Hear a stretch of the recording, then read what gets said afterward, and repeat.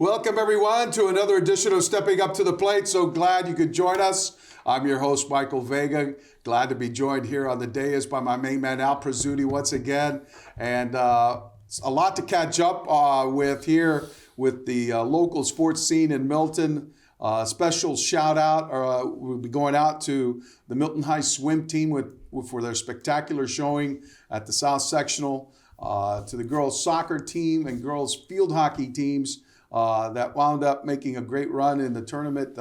Sadly, both of their seasons were ended there. And of course, the football team still alive in the Division III tournament with a big win, 30-14 over Minneshaug in their first round. So a lot to catch up. And we'd like to start off with the swim team. A lot of noteworthy performances there and just a spectacular performance all around by boys and girls, starting off with the 200-yard boys medley relay with Jackson Wagner, Tucker Corman, Colby Moscos, and Malachi Buchanan combining to win in the 200 in 1:49.01. And so congratulations to them. And then Ryan Kelly won the 200 freestyle in 1:52.48. And then Jackson Wagner won the 50-yard freestyle in 22:55. A great performance by that young man. And then, of course, you come back and Andrew Scapicchio, he wound up winning in the 1 meter diving by the final score of 322.35 points. So he did a great job there. And one of the revelations, I think, of the weekend was young freshman Allison Boynton, who won the women's 100-yard butterfly in 1:01.12. Very, very interesting performance by that young lady. And so congratulations to them. And then in the 100-yard butterfly, Malachi Buchanan with a win for the Milton boys in 1:53. Ryan Kelly again in the 100-yard freestyle in 50.98. And so we went on to some other performances in the swimming. It was a spectacular job that they did all the way around with the boys and the girls in the 200-yard freestyle relay. Boys won that from Milton. Malachi Buchanan, Tyga Berberich, Aiden Crummy, and Ryan Kelly anchoring in a winning time of 1:39.53. So congratulations to those young men. And then Kaylee Boynton, older sister of Allison, wound up third in the women's 100 breaststroke in 1 minute, 11 seconds, and 11.50 seconds, I should say. So congratulations to her. And Jackson Wagner with another win, this time in the 400-yard freestyle relay.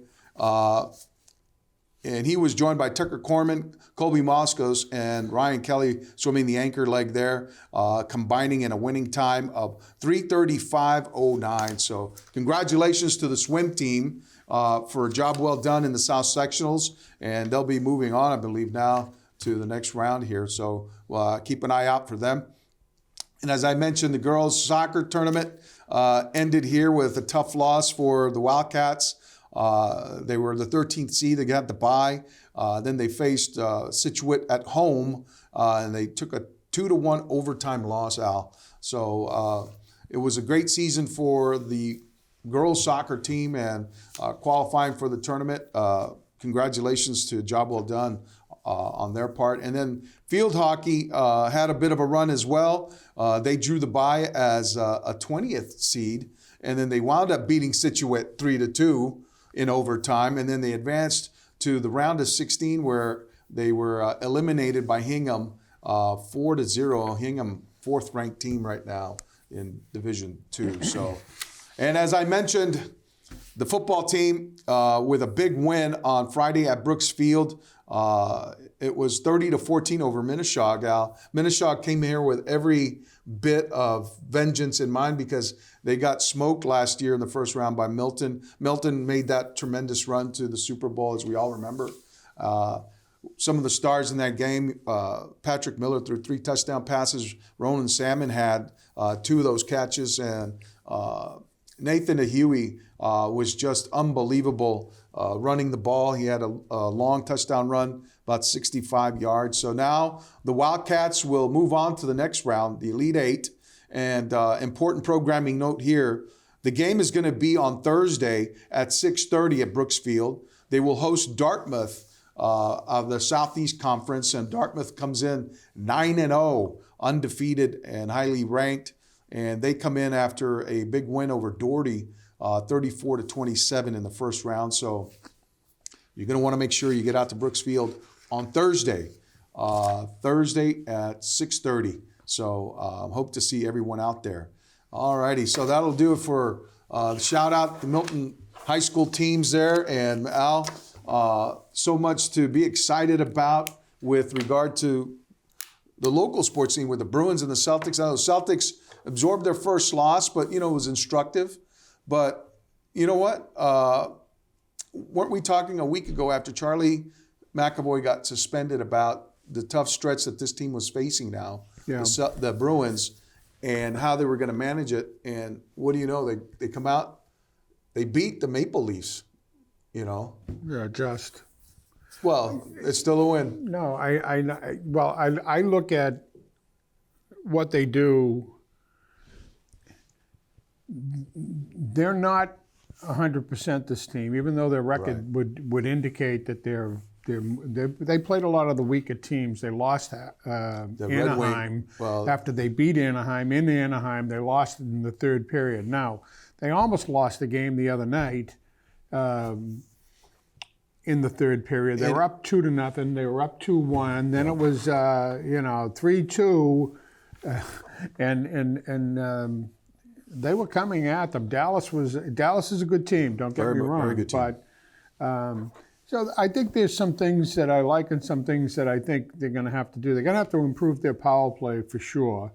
And I think I read I think it was DuPont's article on whether Swayman should be the goalie for the next game and give him a chance to do what Ullman did last year. In other words, not just Ullman played more games than Swayman. Swayman, I think, had 37 and whatever, 40-something for Ullman.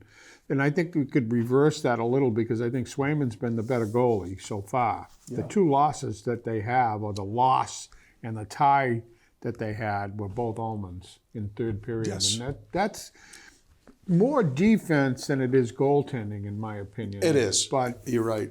And the thing is, right now, their defense is missing a couple of key components. Yeah, well, they lost 3 defensemen. You lost Forbett, you lost Grzelcyk, and you lost McAvoy. Now, McAvoy was challenging his 4-game suspension, and I don't think they've had that yet. It's neither here nor there now. Well, now it's 2 games in, so if it is, they'll say he can play the next game if they lower it. Now, we said last week, I think, on the show, if they could play these 4 games and come out with 2 wins, that would be pretty good. I think they've already done that. They've got the 2. The Islanders could give them a little problem down there. They're playing in the island. Yeah. So it's going to be interesting because Toronto's not playing very well because they need a goaltender. And that's going to be an interesting, because I think Toronto was the odds-on favorite to be the best team in the league. Tampa's going to be up there. The Bruins, I think, are going to surprise everybody. But I think the thing that was interesting, and I read this morning, Edmonton is starting out 2-8 or something like that. I mean, their team is loaded with offense and has no goaltending. And Butchergrass, if you look at the internet, Butchergrass had said what he thinks that could happen here, and it's interesting, is that the Bruins trade, ready for this? Ullman? DeBrusk, Potra, no, and Fabian Lysell, and the first-round draft pick. For what? For what? Who would you pick off of the Edmonton? Their number 1 center, not McDavid. You think they're going to give up McDavid? No, the next Drysdale. Oh. Now, he would be he's only 27, 28 years old. He would be the cornerstone. That's a center. You know what though? But Edmonton would be like cutting off their No, they nose to wouldn't, spite because their what face. they also get out of that is a first-round draft pick. So what they get is the goaltending that they need. Okay, they'll get Fabian Lysell, who could be. Now, Fabian Lysell, incidentally, has 10 points in 9 games. and then we'll be sitting here saying, why couldn't we get guys like that? Well, no, because I think Drysdale would be. I mean, he's But would you be able to sign him and keep him? Well, that's the only other issue that brings, and it's good that they talk about this stuff because it's interesting. He would only be here maybe for a year, and then he's a free agent. Like Bertuzzi was. Well, Bertuzzi, the Bruins are looking at Bertuzzi because he's not doing too well. No, but I mean, but he had an opportunity to be here. Well, he decided to go to Toronto, and because for they, what? $5 million. Yeah, it was like what they they were paying him $1.2 million or something. Yeah. So, but he's not playing well. Yeah. And he's been a hot and cold kind of player, good in the playoffs, but hot and cold. Yeah. So it's going to be interesting to see what the Bruins do, because I think they've got the kid down in Busey, or whatever is how you pronounce his name, the goaltender down in Providence. Yeah. And I think Swayman is... How many guys are you counting now? 4 guys plus a pick? Well, DeBrusk, Fabian Lysell, Potras, and Ullman, and a first-round draft pick. I think that the Edmonton Oilers would do that and let Drysdale go, because they can't win with them. Oh. They can't win with them. Okay, so what makes you think the Bruins can win with them then? Well, because the Bruins have defense and goaltending, which Edmonton didn't have. Yeah. So you've got a have and a have-not situation. Edmonton needs a goaltender. The Bruins have 2, maybe 3 goaltenders, so they could give up a goaltender to get somebody like Drysdale. So, you know, Potras he's starting out really well, but he's 19 years old. Upside, tremendous upside. Maybe. Al. No, I don't. Are you writing him off now? No, I don't write him off. But I don't like the words tremendous upside. What we've seen, he has potential. He has pretty good hockey sense. But what if this guy becomes Patrice Bergeron? But DeBrusk now next year is done with his contract, and okay. So Ullman, I don't think is as great a goaltender as he was last year. I give you that. So Lysell, okay. Fabian Lysell hasn't proved that he can play in the NHL. But you know what? Yet. I claw back. I'm clawing back Matt Potras from you, because I want to keep him in this lineup. I like what he brings. I like how he plays. You know, even at 19 now. At 19, this kid has got the goods. Well, he's at 19. I mean, how many guys do you see? No. He came up here. They didn't even know if he was going to make the team. He showed. Well, he proved it. He only showed well in preseason and in 9 or 10 games. So Fabian Lysell maybe could be have a higher. Small sample, but yes. But you know what? He did it in the NHL, Al. He did it in training camp.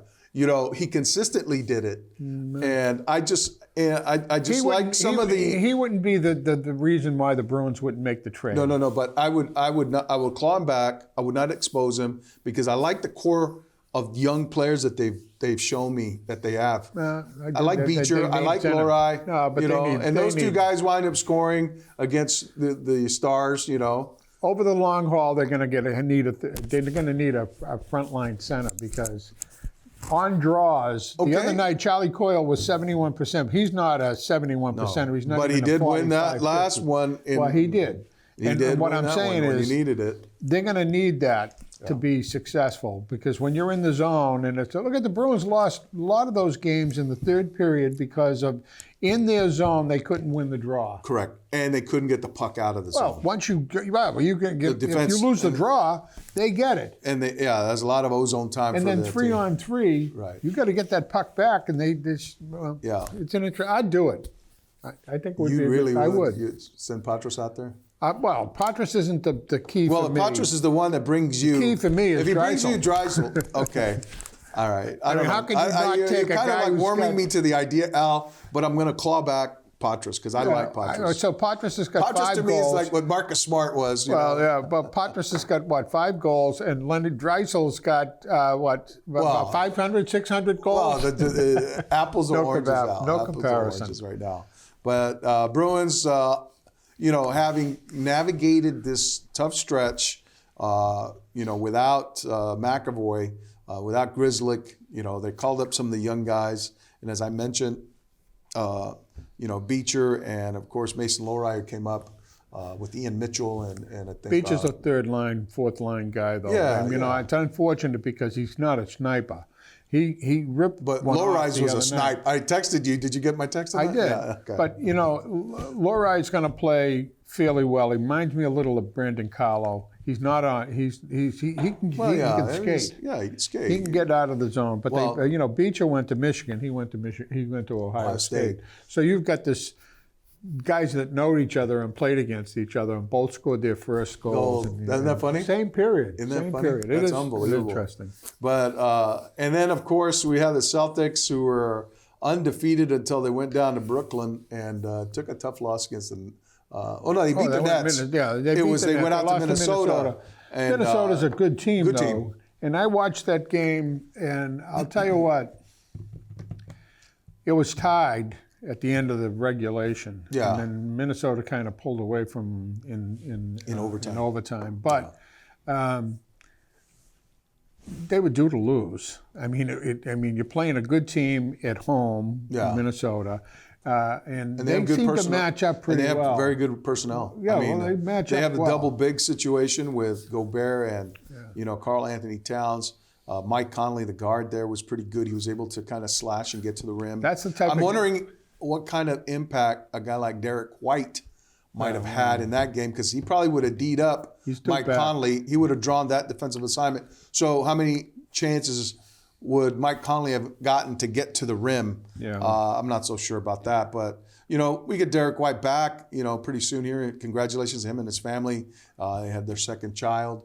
And so he'll be back soon. I think a game like the other night, what really boils down to when you get two teams that are fairly close matched. Oh, I know what you're going to say. Fouls. Oh, yeah. Seriously. I thought you were going to say coaching. No, we're coaching, but I don't think coaching in this case here. I think what Mazzulla's done is surrounding himself with guys who know the game as well. Right. But the thing is, if you get a big guy, get 3 fouls in the first period, or second period, he can't be as aggressive in the third and fourth. No. So when the game gets close and you've got guys that are But he has he has enough guys to press the gas to separate. I think you're starting to see how your guy is 37 off the bench. Who? What's his name? Derek White? No. What's his name? Al Horford. Yeah, Al. 37. He's starting to look it. Well, they're managing his minutes now. They don't make him play back to back. I think that's the best thing that he's done. Yeah. For the Celtics, I think when White comes back, though, they could have won that game with White in the lineup the other night. No doubt. But it's going to be interesting. They got Philly coming up, I think. They do. It's going to be tough. But you know what? They'll have, I think, the weapons to defend them. And I like what Drew Holiday gives his team. I really do. He's a guard, but he plays near and close to the rim. He gets to the rim. He protects the rim. He's able to guard bigs. He has a strength to stay with these guys. At one point he was guarding Gobert, in that game against Gobert should be at the foul line. Oh, I would have fouled that guy every time down. Every time I would have wasted everyone's fouls on that guy. He was 2 for 10 at one point. Oh my God! That's they hacked him right in the middle of the whatchamacallit. I think it was the second half or something. Yeah. But at any rate, Celtics are going well. They took a loss, and Joe Mazzulla, says, you know what, we can learn from this, and they will.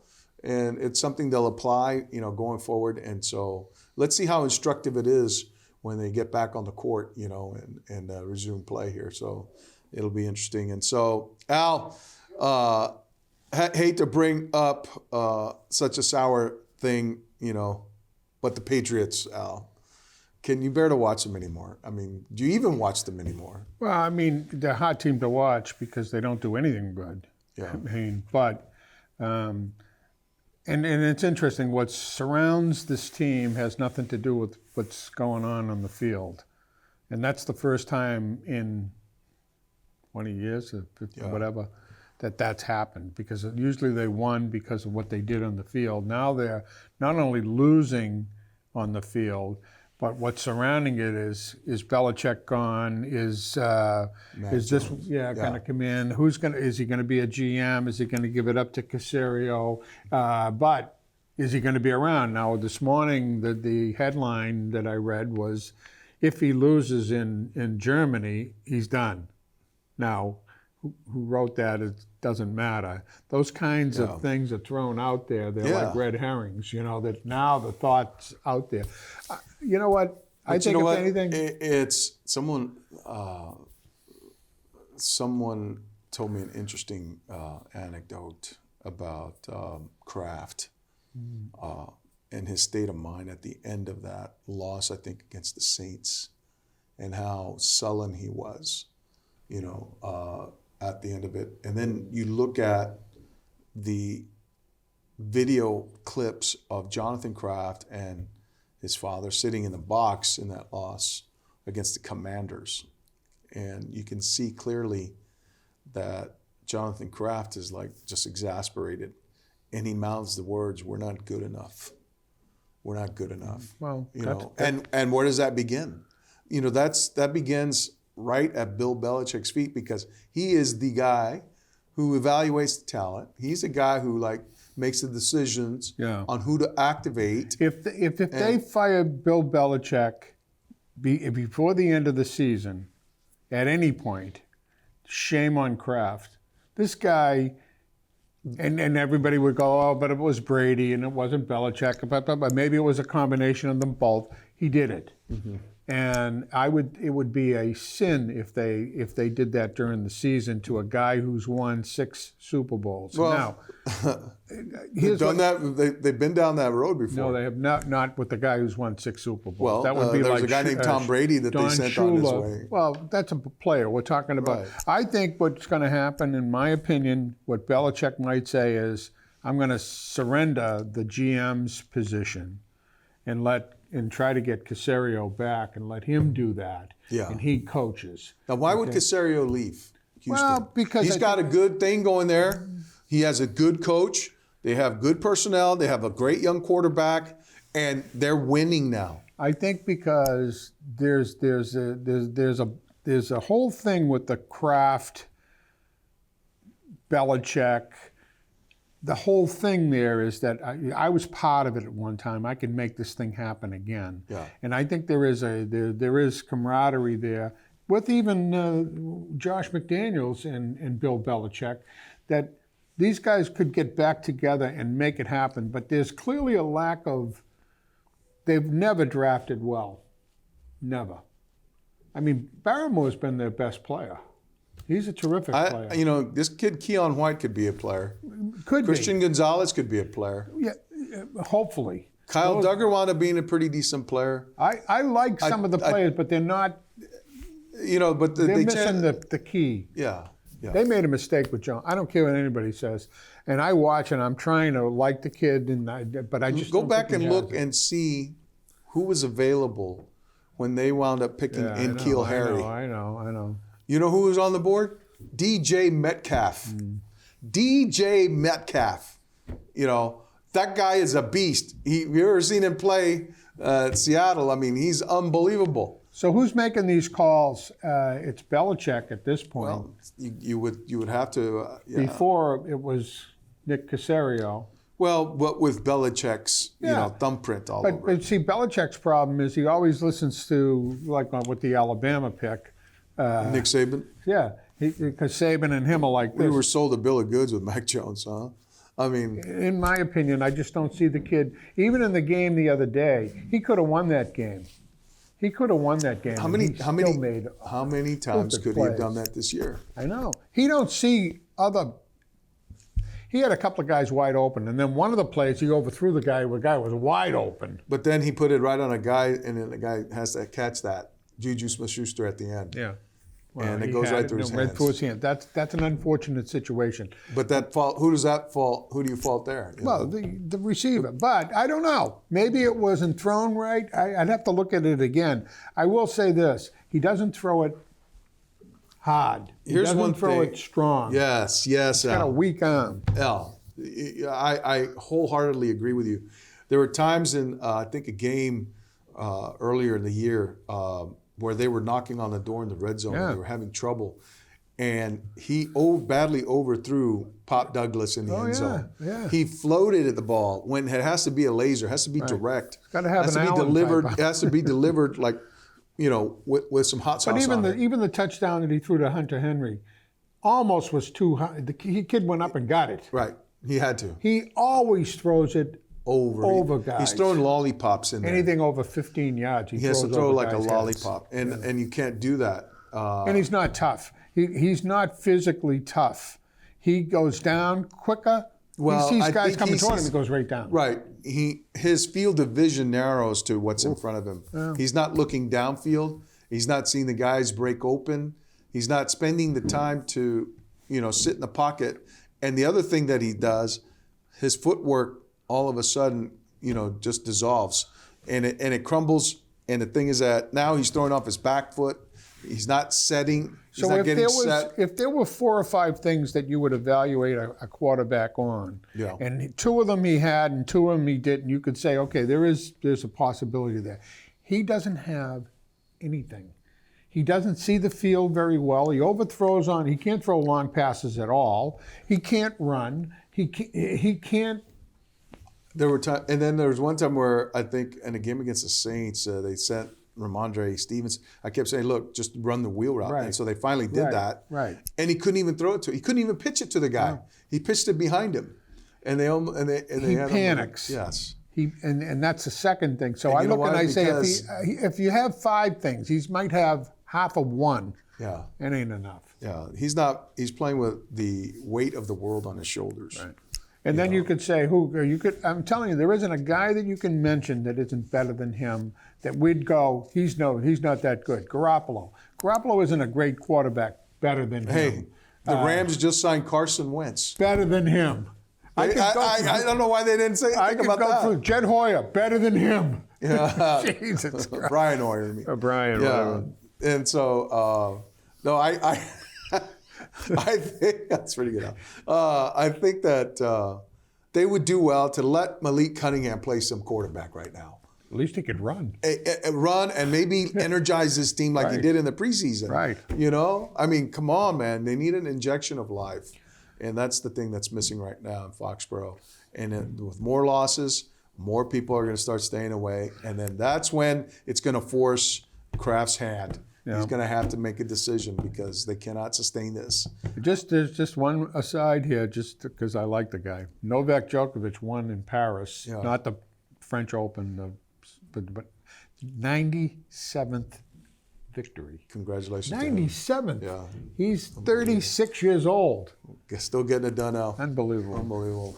Well, that does it for us here at Stepping Up to Play. I want to thank you very much for spending your time with us and remind you tomorrow, or Thursday, I should say, 6:30 at Brooks Field, Milton versus Dartmouth Division III playoff, second round at stake, a chance to be in the semifinals. All righty, everybody, take care, and we'll see you next time. Take care.